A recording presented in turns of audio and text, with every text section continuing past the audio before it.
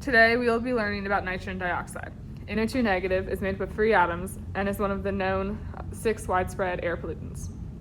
First, we learn how to draw the Lewis structure. To start off, we will find nitrogen and oxygen on the periodic table.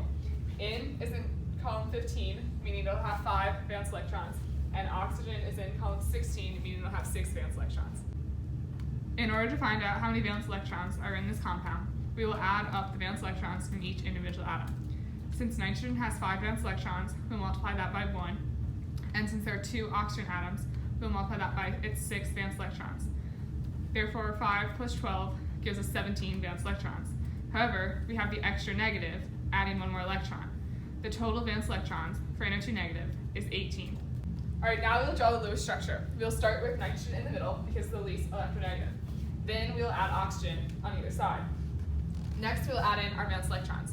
Because there are 18, we need to look at the formal charges to find the best structure. N has 5 valence electrons and oxygen has 6, therefore we're trying to find formal charges of 0.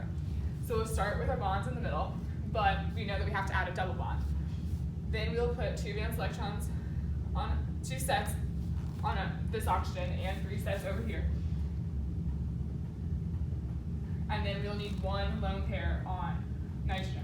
This gives us 18 valence electrons, and when we do our charges, this will have a charge of 0, this will have a charge of 0, and this will have a charge of -1. We know this because there are 7, 5, and 6 valence electrons. Now we look at the 3D structure.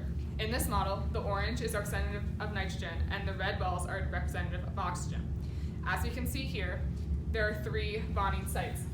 You have oxygen, oxygen, and the lone pair. Therefore, this molecule is known as a trigonoplanar. However, because there's the lone pair up top, this molecular geometry is bent. As we can see here, the angles between the bonds are 120 degrees, but because of the lone pair up top, we know that realistically the bond angle is slightly less than 120 degrees. Lastly, we can tell that this molecule is polar because there's an unequal distribution of bonds. So the oxygens are pulling on nitrogen more than the lone pair is pushing back.